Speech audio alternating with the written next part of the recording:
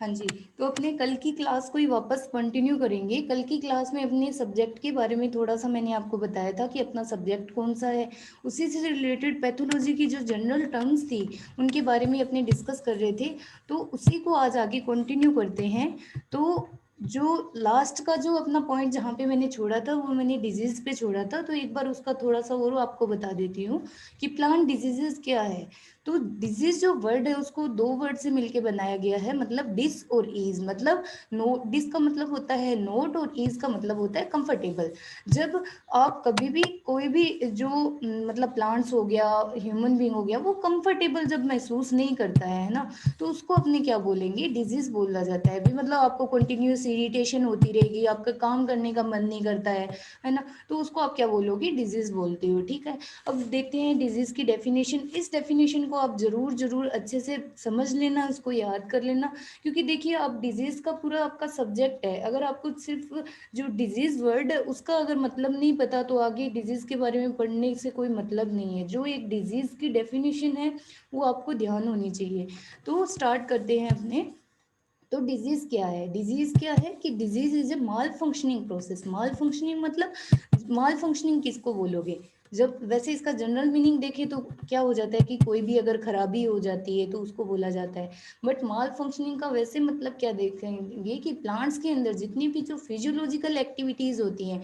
अब वर्ड आता है फिजियोलॉजिकल एक्टिविटीज क्या होती है, तो उसमें कौन कौन से आएंगे, जैसे मतलब कि फोटोसिंथेसिस हो गया, रूट्स के द्वारा जो न्यूट्रिशन अपटेक होता है वो सारा हो गया, जाइलम और फ्लोएम किस तरह से अपनी क्रियाएं करती हैं, वो सारी की सारी किसमें आएंगी, फिजियोलॉजिकल एक्टिविटीज में आएंगी। ठीक है, तो माल फंक्शनिंग का मतलब क्या होगा कि जो फिजियोलॉजिकल एक्टिविटीज है प्लांट की वो डिस्टर्ब हो जाती है ना। तो वो डिस्टर्ब होगी तो प्लांट प्रॉपर अपना एक फंक्शन नहीं कर पाएगा, उसका फोटोसिंथेसिस नहीं होगा तो उसको फूड नहीं मिलेगा, और फूड नहीं मिलेगा तो प्लांट है वो कमजोर हो जाएगा, बीमार हो जाएगा, और एट लास्ट में उसकी क्या होगी, डेथ हो जाएगी। ठीक है, अब ये माल फंक्शनिंग होती किस वजह से है, due to continuous irritation of biotic and abiotic pathogen. भी कंटिन्यू इरिटेशन कौन करेगा, कोई भी बायोटिक और एबायोटिक जो पैथोजन है वो करेंगे। अब कल की क्लास में मैंने आपको बताया था कि बायोटिक क्या होता है और एबायोटिक क्या होता है ना। तो उसका परिणाम क्या होगा, उसका रिजल्ट क्या निकलेगा कि इकोनॉमिक लॉसेस होगा। ठीक है, आर्थिक नुकसान पहुंचेगा, और लास्ट में क्या होता है, प्लांट की डेथ हो जाती है। ठीक है, तो ये आपकी सिंपल सी एक डिजीज की डेफिनेशन है, इसको ध्यान से देख लेना। अभी नेक्स्ट अपने देखते हैं क्लासिफिकेशन ऑफ प्लांट डिजीजेस। जो प्लांट डिजीज का क्लासिफिकेशन है वो बहुत सारे टाइप्स में किया गया है, अलग अलग। बट अपने मैं आपको थोड़ा सा ही बताऊंगी, क्योंकि इसमें क्या है कि अपने सिर्फ एक ओवरव्यू लेना है अपने, ताकि थोड़ा सा अपने को पता चले। ज़्यादा डिटेल में तो अपने फंडामेंटल में पढ़ते हैं, बट यहाँ क्या है कि मैं आपको एक तरह का रिवीजन समझ लो, या फिर जनरल आपको इंट्रोड्यूस करवा रही हूँ उससे। ठीक है, तो मैंने सिर्फ एक जो पैथोजेनिक नेचर के आधार पे जो क्लासिफिकेशन है उसी का मैं आपको पूरा डिस्क्राइब करवाऊंगी। तो उसमें देखिए, जो प्लांट डिजीज का जो क्लासिफिकेशन है, तो वो किसके बेसिस पे, जो पैथोजन की जो नेचर है उसके बेसिस पे इसको क्लासिफाई किया गया है। कौन से दो टाइप में क्लासिफाई किया गया है, वो देखिए कि एक तो होता है पैथोजेनिक और एक होता है नॉन पैथोजेनिक, है ना। कि एक तो पैथोजेनिक रहेगा और एक नॉन पैथोजेनिक रहेगा। अब पैथोजेनिक कौन सा होगा और नॉन पैथोजेनिक कौन सा होगा, तो कल की क्लास में मैंने एक आपको बताया था, डिजीज होती है और एक डिसऑर्डर होता है। तो डिसऑर्डर किससे होता है, जो इन्वायरमेंटल जो फैक्टर होते हैं उनकी वजह से जैसे डिसऑर्डर हो जाता है ना, तो उनकी कमी से या फिर उनमें जैसे ही चेंजेस आते हैं वैसे वैसे प्लांट का रिस्पॉन्स होता है, तो उसको अपने डिसऑर्डर बोलते हैं। और डिजीज किसको बोलते हैं, जो मतलब लिविंग थिंग्स जैसे रहती हैं, जैसे मतलब फंगस हो गया, बैक्टीरिया हो गया, इनके द्वारा जो प्लांट्स के ऊपर जो डिजीज फैलाई जाती है उनको अपने क्या बोलते हैं, बायोटिक फैक्टर बोलते हैं, है ना।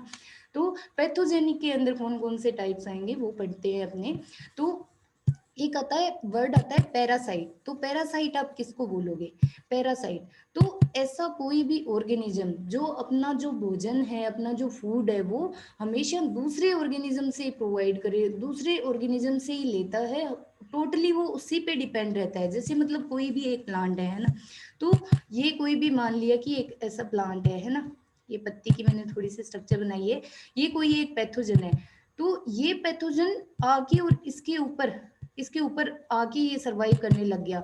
तो ये टोटल इसी पे डिपेंड होगा, ये अपना कोई भोजन नहीं बनाता है, टोटल वो जो जिस प्लांट के ऊपर वो लगा है उसी से ही अपना भोजन लेगा, उसी से अपना जीवन यापन करेगा। तो उसी को अपने क्या बोलते हैं, पैरासाइट। तो पैरासाइट की डेफिनेशन क्या हो जाती है कि ऐसा ऑर्गेनिज्म जो हमेशा दूसरे पे ही डिपेंड रहेगा अपने भोजन के लिए और रहने सहने के लिए, उसी को अपने पैरासाइट बोला जाता है। ठीक है, तो पैरासाइट में इसको आगे कौन कौन से टाइप इसमें इंक्लूड किए गए हैं, तो इसमें दोनों आएंगे, बायोटिक और मीजोबायोटिक, है ना। तो बायोटिक और मीजोबायोटिक क्या होते हैं उसी को अपने आगे देखते हैं इस पे। तो फर्स्ट आता है बायोटिक एजेंट। तो बायोटिक एजेंट कौन से होंगे, मैंने कल भी आपको बताया था, जिनको एनिमेट काजेस भी बोला जाता है। ठीक है, एनिमेट काजेस जो कि लिविंग है ना। इनकी अगर बायोटिक एजेंट के बारे में आपसे पूछा जाए तो उसका अगर दूसरा नाम है एनिमेट कॉजेज के नाम से भी पूछ लिया जाता है। ये ज्यादातर जैसे आप आगे जैसे प्री पीजी का एग्जाम दोगे तो उसमें आती हैं ऐसी टर्म्स, आपको थोड़ा सा कंफ्यूज करने के लिए, है ना। एनिमेट दे दिया बायोटिक की जगह, उसमें डायरेक्ट आपसे ये ऑप्शन दे देंगे कि इनमें से एनिमेट काजेस कौन से हैं, उसको एक चूज करो, या फिर कौन सा एनिमेट काज के अंडर में नहीं आता है उसको आप चूज करो। तो वहां पे देते हैं ऐसी टर्म्स, तो इनको ध्यान में रखना, है ना। बायोटिक का मतलब क्या होता है, एनिमेट काजेज, और दूसरा लिविंग ऑर्गेनिज्म जो रहते हैं और उनको बायोटिक एजेंट के अंडर इंक्लूड किया गया है। ठीक है, तो उसमें फर्स्ट उसको दो टाइप से डिवाइड किया गया है बायोटिक को आगे एक होता है प्रोकैरियोट्स और एक होता है यूकैरियोट्स। अब प्रोकैरियोट्स क्या होता है और यूकैरियोट्स क्या होता है, ये आप बीएससी एग्रीकल्चर में पढ़ रहे हो तो आपने ये पहले पढ़ लिया होगा, बट फिर भी मैं आपको एक बार बता देती हूँ। प्रोकैरियोट्स ऑर्गेनिज्म आप किसको, कौन से ऑर्गेनिज्म होते हैं जिनके अंदर की जो न्यूक्लियस होता है, न्यूक्लियस तो समझ रहे होंगे कि जो न्यूक्लियस होता है वो प्रिमिटिव होता है। प्रिमिटिव मतलब कि ऐसे वेल डिफाइंड न्यूक्लियस, पूरा अच्छे से जो डिफाइंड जो न्यूक्लियस होता है वो नहीं होता है, इसमें प्रिमिटिव न्यूक्लियस प्रेजेंट रहता है प्रोकैरियोट्स के अंदर। और वहीं यूकैरियोट्स के अंदर क्या होगा कि वेल डिफाइंड उसका न्यूक्लियस होता है और उसमें जितने भी जो सेल ऑर्गेनिज्म होते हैं वो मेम्ब्रेन बाउंड रहते हैं। ठीक है, तो ये छोटा सा डिफरेंस है प्रोकैरियोट्स और यूकैरियोट्स के अंडर में। तो प्रोकैरियोट्स में कौन कौन से आएंगे, इसमें फर्स्ट आएगा बैक्टीरिया हो गया, है ना। सेकंड रिक्टेशिया लाइक बैक्टीरिया हो गया, मोलिक्यूट्स हो गया। मोलिक्यूट्स के अंदर, मोलिक्यूट्स किसको बोलते हो, जो वाललेस जो प्रोकैरियोट्स है जिनके अंदर की वाल एब्सेंट होती है उनके, है ना। तो उसमें फर्स्ट है माइकोप्लाज्मा हो गया, सेकंड स्पाइरोप्लाज्मा हो गया। इनके एग्जांपल देख लेना, ये जैसे बैक्टीरिया का हो गया, जैसे सिट्रस कैंकर है, तो यहाँ से भी आप मतलब इसको ध्यान में रखना कि जो सिट्रस कैंकर है वो कौन फैलाता है, बैक्टीरिया फैलाता है। तो इसका अपनी पूरी जो डिटेल है वो अपने आगे जैसे डिजीज आएगी उसमें पूरा मैं आपको बताऊंगी, अभी अपने जनरल एक ओवरव्यू ले रहे हैं ना। नेक्स्ट है जैसे रिक्टेशिया लाइक बैक्टीरिया है तो वो क्या क्या कौन कौन सी डिजीज फैलाते हैं, तो सिट्रस ग्रीनिंग हो गया। फिर नेक्स्ट आते हैं मोलिक्यूट्स। मोलिक्यूट्स दूसरा नाम उसका क्या होगा, वाललेस, जिनको प्रोकैरियोट्स बोला जाता है, जिनकी की वाल जो है वो एब्सेंट रहती है ना। तो इसमें जो माइकोप्लाज्मा है वो सिसम फाइलोडी डिजीज जो पहुंचाता है। नेक्स्ट है एग प्लांट। एग प्लांट क्या होता है, जो ब्रिंजल है उसी को एग एग प्लांट बोला जाता है। ठीक है, तो लिटिल लीफ ब्रिंजल या फिर एग प्लांट लिटिल लीफ आप उसको बोल दो, तो ये जो डिजीज है वो माइकोप्लाज्मा से होती है। एक नंबर का क्वेश्चन यहाँ से हर बार हर एक एग्जाम में पूछा जाता है। नेक्स्ट है जैसे स्पाइरोप्लाज्मा से, तो कॉर्न स्टंट हो गया और सिट्रस स्टबबोर्न डिजीज होगी, तो ये सारी स्पाइरोप्लाज्मा से फैलाई जाती है। ठीक है, तो ये हो गया प्रोकैरियोट्स का। नेक्स्ट अपने देखते हैं यूकैरियोट्स। तो यूकैरियोट्स का मैंने आपको बताया कि यूकैरियोट्स क्या होते हैं कि जिनका जो न्यूक्लियस है वो वेल डिफाइंड न्यूक्लियस रहता है और जितने भी जो ऑर्गेनल्स है वो मेम्ब्रेन बाउंड ऑर्गेनल्स रहते हैं। तो यूकैरियोट्स में सारे जितने भी ये प्लांट्स हो गए, एनिमल्स हो गए, ये सारे यूकैरियोट्स के अंदर आते हैं। ठीक है, तो यूकैरियोट्स के अंदर ए फर्स्ट अपने देखेंगे कि क्या है, प्रोटिस्ट। तो प्रोटिस्ट क्या है, प्रोटिस्टा का अपना एक किंगडम है प्रोटिस्टा। उसके अगर जनरल करेक्टरिस्टिक्स देखें तो क्या होते हैं, वो यूनिसेल्युलर होते हैं, भी सिंगल सेल प्रेजेंट होती है। नेक्स्ट आता है सिनोसिटिक। अब सिनोसिटिक क्या होता है, इस टर्म को ध्यान से समझो। जैसे मैं आपको एक बताती हूँ कि जैसे कोई भी एक फंगस है, तो फंगस के अंदर जैसे हाइफी तो समझ रही होगी कि फंगस की जो थ्रेड लाइक स्ट्रक्चर ऐसी होती है, सिंगल जो थ्रेड लाइक स्ट्रक्चर होती है उसको अपनी हाइफी बोला जाता है। ठीक है, तो अब माइसीलियम क्या होता है कि उन जो हाइफी होती है उनका एक ग्रुप, मतलब कि पूरा एक नेटवर्क या फिर एक जाल जो रहता है उसको अपने माइसीलियम बोलते हैं, जिसको कवक जाल बोला जाता है। ठीक है, तो ये हाइफी या ये जो एक कवक जाल होता है, इस तरह से इसकी जो स्ट्रक्चर होती है वो इस तरह से होती है। 1 मिनट में बना देती हूँ, आप देख लीजिए। तो उसमें क्या होता है कि सेप्टा प्रेजेंट होते हैं, एक तो इस तरह से पट्ट युक्त होता है और एक पट्टहीन होता है, मतलब एक तो जिसमें सेप्टा प्रेजेंट होंगे और एक जिसमें सेप्टा एब्सेंट होंगे। तो जिस माइसीलियम जिस फंगस में जो सेप्टा है वो एब्सेंट होते हैं उसी को क्या बोला जाता है, सिनोसिटिक माइसीलियम बोला जाता है। ठीक है, तो ज्यादातर वो क्या होते हैं, या तो सिनोसिटिक होंगे या फिर वो मल्टी सेल्यूलर भी हो सकते हैं, विद लिटिल और no differentiation of cells and tissue, जिनका मतलब कि जो सेल और टिश्यू का डिफ्रेंशिएशन है वो या तो होगा ही नहीं, आप अलग से उनको पहचान नहीं सकते, या फिर थोड़ा बहुत उनका सेल और टिश्यू का डिफ्रेंशिएशन किया जाता है। ठीक है, तो प्रोटिस्ट के अंदर में कौन कौन से आ जाएंगे, फर्स्ट आ गया फंगस। फंगस से जैसे डिजीज बहुत सारी होती है, बट एक जनरल आपको एक एग्जांपल दिया, जैसे विल्ट हो गया, फ्यूजेरियम से जो होती है। नेक्स्ट हो गया protozoa, protozoa heart rot of coconut हो गया। नेक्स्ट आ गया इसमें एल्गी आ गई, जैसे रेड रस्ट ऑफ मैंगो हो गया। ठीक है, तो प्रोटिस्ट के अंदर में ये तीनों आ जाएंगे। सेकंड वन आएगा प्लांट्स। तो प्लांट्स के द्वारा आप कैसे आगे, प्लांट्स कैसे पैरासाइट होते हैं पौधे के ऊपर और कैसे वो डिजीज फैलाते हैं, तो आपने टर्म सुना होगा, जितने भी जो मतलब कि फिनेरोगेमिक प्लांट पैरासाइट है, फिनेरोगेमिक प्लांट पैरासाइट कौन कौन से, जो कि जैसे आपने नाम सुना होगा, कैस्कुटा हो गया, लोरेंथस हो गया, ओरोबंकी हो गया, स्ट्राइगा हो गया, इनको क्लोज के नाम से इनकी शॉर्ट ट्रिक है, याद रखना, CLOS, CLOS, क्लोज के नाम से। तो कैस्कुटा, लोरेंथस, ओरोबेंकी और स्ट्राइगा।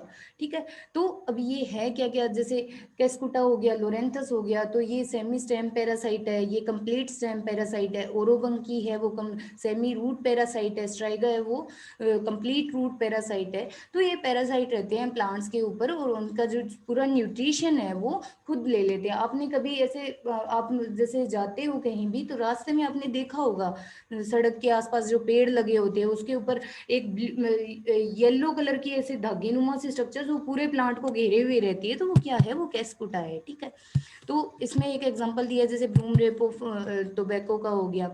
नेक्स्ट आता है एनिमल्स। तो एनिमल्स में कौन कौन से आएंगे, कैसे वो नुकसान पहुंचाते हैं प्लांट्स को, तो वो कैसे होते हैं, मल्टी सेलुलर होते हैं, एक्सटेंसिव डिफरेंशिएशन होता है सेल्स और टिश्यू का, उसमें अलग से मतलब सेल और टिश्यू को आगे डिफरेंशिएट किया जा सकता है, उसमें पहचान सकते हो आप। तो इसके अंदर कौन से आते हैं, निमेटोड्स आते हैं। निमेटोड्स की आपके सिलेबस में 1-2 डिजीज लगी हैं, वहां भी अपने निमेटोड्स का पढ़ेंगे कि जैसे मतलब ये वीट के अंदर भी डिजीज करता है, तो वहां भी अपने डिजीज के अंदर पूरा इसको पढ़ेंगे। तो इसका एग्जांपल दिया है, एनिमल्स में कौन से आ जाएंगे, निमेटोड्स आ जाएंगे, जो कि एक जैसे इसका एग्जांपल दिया है आगे, जैसे रूट नोट निमेटोड हो गया। वैसे बहुत सारे निमेटोड्स रहते हैं, बट यहाँ एक एक छोटा छोटा आपको एग्जांपल दिया है। ठीक है, नेक्स्ट आता है, अपने बायोटिक के अंदर पढ़ लिया, ये सारे आएंगे। और सेकंड वन कौन सा होगा, मीजोबायोटिक। मीजोबायोटिक में कौन सा एग्जांपल होगा, मैंने कल की क्लास में भी आपको बताया था, इसमें कौन से आते हैं, वायरस और वायरोइड्स आते हैं। ठीक है, तो ये मीजोबायोटिक क्या होते हैं कि इनकी वैसे नेचर अगर देखा जाए तो वो नॉन लिविंग होते हैं, बट जैसे ही उनको लिविंग होस्ट मिल जाता है उसके बाद में वो फंक्शनल हो जाते हैं। फंक्शनल होंगे तो वो क्या करेंगे, अपनी क्रियाएं करेंगे, वहां पे क्रिया करके अपना प्रोटीन न्यूक्लिक एसिड बनाते हैं, फिर अपना मल्टीप्लिकेशन शुरू कर देते हैं, मल्टीप्लाई होके अलग अलग इनकी स्ट्रेन बनती जाती है और ये पौधे को नुकसान पहुंचाते हैं। ठीक है, तो ये भी बहुत सारी जो आपके सिलेबस में वायरल डिजीज भी लगी हैं उसके बारे में भी अपने पूरा डिस्कस करेंगे। और इसके अंदर जैसे एग्जांपल दिया है, येलो वेन मुझे को येलो मुझे को ब्लैक ग्राम हो गया, या फिर येलो वेन मुझे को भिंडी हो गया, तो वो सारी वायरस से फैलती हैं। ठीक है, और नेक्स्ट आ गया वायरोइड। वायरोइड्स के अंदर कौन सा आएगा, स्पिंडल ट्यूबर और पोटैटो। ठीक है, तो ये वायरोइड से फैलती है। ठीक है, तो ये सारा हो गया बायोटिक और मीजोबायोटिक। अब नेक्स्ट आता है कि एबायोटिक, जो नॉन पैरासाइटिक डिजीज है। फर्स्ट तो आपने क्या पढ़ा था कि जो पैरासाइटिक है, जो ऐसे ऑर्गेनिज्म जो अपना फूड वगैरह सारा का सारा एक पौधे से ही लेते हैं। ठीक है, बट नॉन पैरासाइटिक के अंदर क्या रहता है कि ऐसे एजेंट जो पैरासाइट नहीं रहते हैं, वो उसके अंदर मतलब कोई भी डिस्टरबेंस हो गया तो पौधे के ऊपर डायरेक्ट वो डिजीज लग जाती है। ठीक है, तो जिनको कि आप क्या बोलते हो, एबायोटिक जो एजेंट आते हैं वो सारे नॉन पैरासाइट के अंदर आएंगे। ठीक है, तो इनको दूसरा नाम अगर बोलो तो इनको उनको नॉन इन्फेक्शियस डिजीज भी बोला जाता है या फिर डिसऑर्डर भी बोला जाता है, ठीक है। तो अब ये डिसऑर्डर होते किस वजह से हैं प्लांट्स के अंदर, तो ये मैंने इधर यहाँ पे कुछ एग्जांपल दिए, इन वजह से प्लांट्स के ऊपर आता है ये डिसऑर्डर होता है, ठीक है। तो कौन कौन से होंगे, या तो जो टेम्परेचर है वो बहुत ज़्यादा हाई हो या फिर बहुत ज़्यादा कम हो, उस वजह से जैसे हो गया, ठीक है। तो या फिर सोइल मॉइस्चर है वो ढंग से नहीं मिल रही, तो उसकी वजह से आ जाता है प्लांट के ऊपर कोई ऐसे डिजीज हो जाएगी। या फिर लाइट प्लांट को अच्छे से नहीं मिल रही, तो उसकी वजह से हो जाता है। या फिर ऑक्सीजन है वो ढंग से नहीं मिल रही प्लांट को, तो वहाँ पे प्लांट को हो जाएगा, ठीक है। फिर नेक्स्ट आता है एयर पोल्यूशन की वजह से, जैसे मतलब कि आपने वो सुना होगा ब्लैक टिप ऑफ जैसे मैंगो होता है, तो वो अपने वातावरण में जैसे आम के बाग के पास में कोई ईंट के भट्टे हों, तो वहां से जो धुआं निकलता है, टॉक्सिक जो गैसेस निकलती है, तो वहाँ उसकी वजह से वो डिजीज आती है। तो एयर के अंदर पोल्यूशन होने से, एयर पोल्यूशन होगा तो टॉक्सिक गैसेस निकलेगी अपने वातावरण में, तो वो अपना जो भी प्लांट है उसको नुकसान पहुंचाती है, उससे उसको पर्टिकुलर डिजीज हो जाती है, ठीक है। डिजीज नहीं बोल के अपने इसको डिसऑर्डर भी बोल देते हैं, ठीक है। नेक्स्ट आता है कोई पर्टिकुलर मिनरल डेफिशिएंसी की वजह से, जैसे जिंक का जो खेरा डिजीज है, सॉरी राइस का जो खेरा डिजीज है वो किसकी कमी से होता है, जिंक की कमी से होता है, ठीक है। तो कोई पर्टिकुलर एक एलिमेंट जो मिनरल है जो उनकी वजह से कोई भी रोग आ गया तो उसको बोल देते हैं। या फिर सोइल है वो उसके ज्यादा एसिडिक हो, ज्यादा एल्केलाइन हो, तो उसकी वजह से डिजीज हो जाती है। या फिर अपने जो पेस्टिसाइड अप्लाई किया है, ठीक है, अपने फील्ड के अंदर, तो उसका एक हार्मफुल इफेक्ट हो गया पौधे के ऊपर, तो उसकी वजह से डिजीज हो जाती है, प्लांट है वो मर जाता है, ठीक है। या फिर इम्प्रॉपर एग्रीकल्चर प्रैक्टिसेस, तो इम्प्रॉपर एग्रीकल्चर प्रैक्टिसेस कैसे, मतलब कि आप जैसे जुताई बुआई ये सब कर रहे हो, तो मतलब कि अपने जैसे इंटरकल्चर जो ऑपरेशन भी करते हैं फील्ड के अंदर, जैसे मतलब वीड वगैरह हटाने के लिए, तो क्या होता है प्लांट्स अपने जो इम्प्लीमेंट्स यूज करते हैं, तो उनकी वजह से क्या होगा कि कई बार क्या होता है कि पौधे की जो सरफेस वगैरह है तो वो कट छट जाती है, तो जिसकी वजह से जो अदर ऑर्गेनिज्म है वो उसमें एंट्री ले लेते हैं और वहां पे डिजीज फैलाना शुरू कर देते हैं, तो उसकी वजह से भी डिजीज लग जाती है, ठीक है। तो ये सारा हो गया आपका क्लासिफिकेशन। नेक्स्ट अपने आपका क्लासिफिकेशन के बाद में अपने जो जनरल जो सबसे ज़्यादा इम्पोर्टेंट है ना आपके प्लांट पैथोलॉजी, मतलब ये इस लेक्चर में अगर मैं बोलूँ कि सबसे ज़्यादा जो इम्पोर्टेंट चीज़ें हैं जो आपको डिजीज में भी बहुत ज़्यादा काम आएंगी, तो वो यही चीज़ें, इनको आप ध्यान से समझ लेना कि ये है क्या, ठीक है। तो नेक्स्ट अपनी क्लासिफिकेशन के बाद में बात करेंगे, दो टर्म्स आती हैं, एक तो होता है सिम्टम और एक होता है साइन, ठीक है। अब इनमें भी लोगों को बहुत ज़्यादा कंफ्यूजन रहती है कि सिम्टम क्या होता है और साइन क्या होता है, अपने जनरल एक बार ऐसे ही पढ़ लेते हैं बट अपने उसको ध्यान से नहीं देखते हैं चीज़ों को। तो यहाँ थोड़ा सा आप समझने की कोशिश कीजिएगा कि सिम्टम क्या है और साइन क्या है। अब सिम्टम क्या है कि जो जितनी भी प्लांट्स के ऊपर कोई भी पैथोजन की वजह से, कोई भी एजेंट की वजह से जितनी भी जो एक्सटर्नल और इंटरनल रिएक्शंस जो हो रही है, ठीक है, उनका जो रिजल्ट होगा उसी को अपने क्या बोलते हैं, सिम्टम बोला जाता है, ठीक है। कि प्लांट के ऊपर जितनी भी जो एक्सटर्नल और इंटरनल जो रिएक्शन होगी, ठीक है, तो उस रिएक्शन से क्या प्रभाव पड़ रहा है प्लांट के ऊपर, क्या अपने को देखने को मिल रहा है, क्या चेंजेस आ रहे हैं, तो उसी को अपने सिम्टम बोलेंगे। और दूसरी लैंग्वेज में अगर बोलो तो सिम्टम को आप ऐसे भी बोल सकते हो कि ये जो इन्फेक्शन होता है, अब इन्फेक्शन समझ रहे हो क्या होता है, इन्फेक्शन का अगर सिंपल वे में मैं डिफाइन करूं तो establishment of a pathogen in A host, मतलब कि एक होस्ट का, एक पैथोजन का अपने होस्ट के अंदर एस्टेब्लिश हो जाना, मतलब पूरी तरह से वो वहां पे एस्टेब्लिश हो जाता है। अब एस्टेब्लिश होने के बाद वो क्या करेगा वहां पे, वो डिजीज फैलाएगा, ठीक है। तो धीरे धीरे धीरे धीरे जैसे नेक्रोसिस हो जाएगी, सेल्स और टिश्यू है उनकी डेथ हो जाएगी, तो डेथ होने के बाद प्लांट को पूरी तरह से नुकसान पहुंचेगा, ठीक है। तो सिम्टम को आप क्या डिफाइन कर सकते हो कि ये इन्फेक्शन का ही रिजल्ट है। अब इन्फेक्शन हुआ उसका रिजल्ट जो शो होगा प्लांट के ऊपर, उसको आप क्या बोलोगे, सिम्टम बोलोगे, ठीक है। अब आता है कि सिम्टम के अंदर कौन कौन से एग्जाम्पल है, जैसे मतलब ब्लाइट हो गया, कैंकर्स हो गया, गाल्स हो गया, रूट्स हो गया, नेक्रोसिस हो गया, स्पॉट हो गया, ये सारे आपको सिम्टम प्लांट के ऊपर देखने को मिलते हैं। ठीक है, नेक्स्ट अब आता है कि साइन। साइन क्या है? तो साइन को आप इस तरह से भी डिफाइन कर सकते हो कि पैथोजन या इसका कोई भी पार्ट जो कि आपको विजुअलाइज रहता है, जो कि प्लांट के ऊपर अवेलेबल रहता है, उसको आप छू के भी महसूस करके भी देख सकते हो।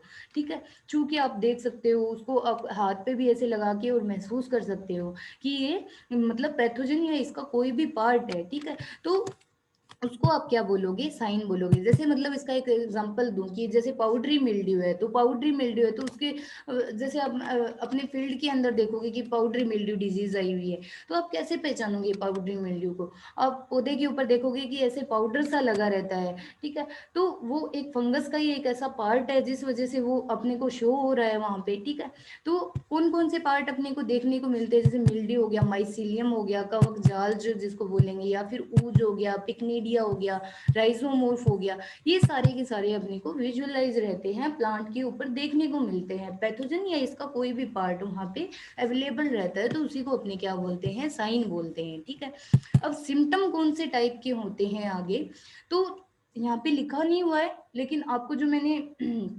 पीडीएफ भेजी थी उसमें आपको ये सब चीजें मिल जाएंगी हिंदी में, तो आप वैसे ही समझ लीजिए इसको कि सिम्टम है वो उसको दो टाइप में आगे डिवाइड किया गया है। एक तो होता है मोर्फोलॉजिकल सिम्टम, और एक होता है एक तो हो गया मोर्फोलॉजिकल और एक टेक्सोनोमिक हो गया। ठीक है, तो मोर्फोलॉजिकल जो सिम्टम्स रहते हैं उसको अपने जो बाहर से अपने को देखने पे ऐसे मतलब महसूस होता है, अपने को मतलब अपने बाहर से उसको पहचान सकते हैं, बाहर से अपने देख सकते हैं। ठीक है, तो उसी को अपने क्या बोलते हैं? मोर्फोलॉजिकल सिम्टम बोलते हैं। सेकंड वन कौन सा होगा? Histological symptom. हिस्टोलॉजिकल सिम्टम कौन से सिम्टम होते हैं? जो कि अपने माइक्रोस्कोप में देख के उसके जितने भी जो टिश्यूज वगैरह रहेगी उनकी सेल्स को माइक्रोस्कोप के अंडर में पूरा डिटेक्ट करके उनको पहचानते हैं, तो उसी को अपने क्या बोलते हैं? हिस्टोलॉजिकल सिम्टम बोलते हैं।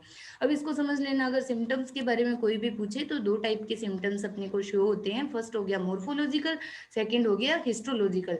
मोर्फोलॉजिकल कौन से होंगे? जो कि बाहरी सिम्टम्स जिनको आप बोल सकते हो, बाहरी लक्षण आप इनको बोल सकते हो कि आप पौधे को देख के उसको पहचान पाते हो। ठीक है, पौधे के ऊपर वो विजुअलाइज रहते हैं, आप उनको देख के और वैसे पहचान पाते हो।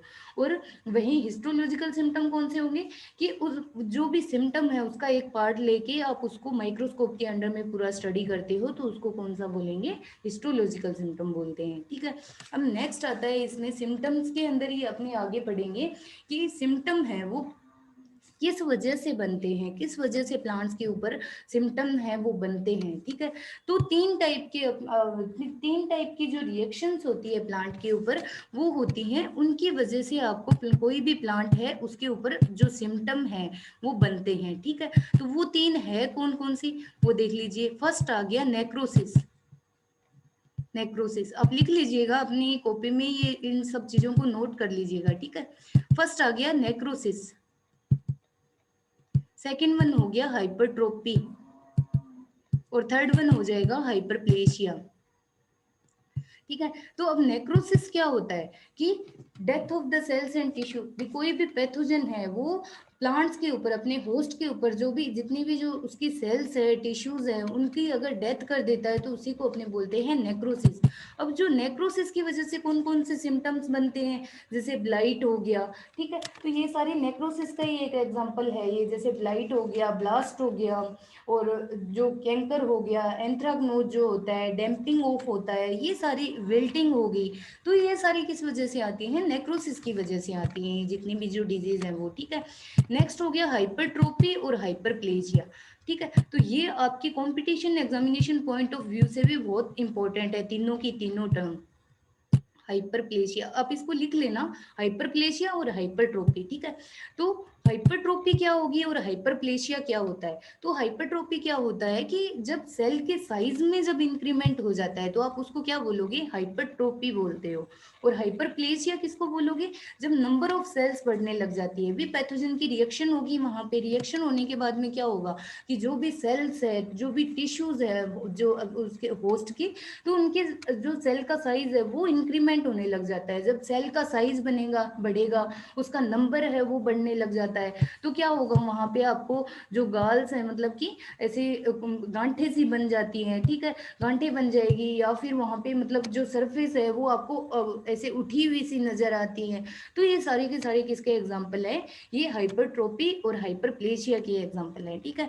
तो यहाँ तक आज मैंने जितना भी आपको पढ़ा है, यहाँ तक अगर आपको किसी को भी कोई भी प्रॉब्लम हो तो आप मेरे को एक बार कमेंट बॉक्स में लिख के बता दीजिए, ताकि मैं उसको आपको वापस क्लियरिफाई करवा पाऊँ।